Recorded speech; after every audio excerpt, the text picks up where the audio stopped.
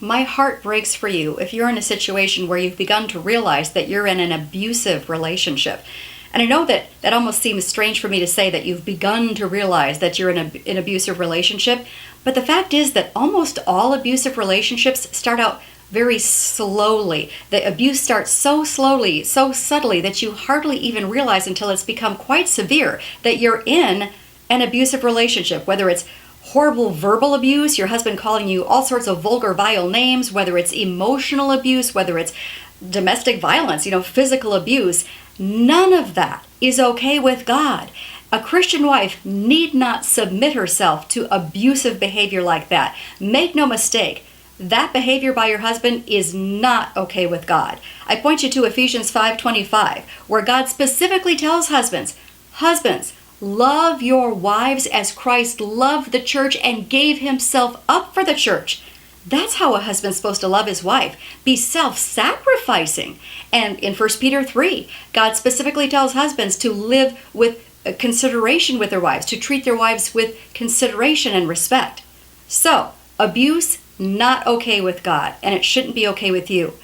I ask you to do whatever it takes to break free. If you're in a physically abusive situation, get out of there now. Call your local domestic violence hotline. They will help you and get out of that abusive situation so that you can get help and so you can start to see clearly what's been going on. If you're in a verbally abusive situation, that's a pattern of verbal abuse, not just an occasional, I had a really stressful day at work kind of thing, but a pattern of verbal abuse, a pattern of emotional abuse.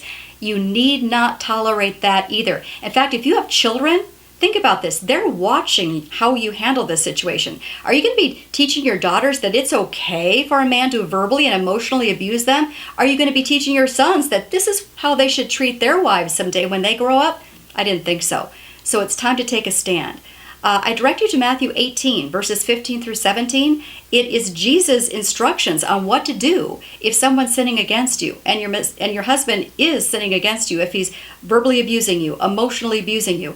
So follow those instructions in Matthew 18, verses 15 through 17. Basically, it involves confronting your husband, asking him to make a change, but if he won't, you bring others into the situation to put pressure on him, loving pressure to change. You get a pastor involved, you get a counselor involved, but whatever you do, don't tolerate abuse, disrespect, violence against you. It's not okay with God, ladies. It's not okay with God, and it shouldn't be okay with you either.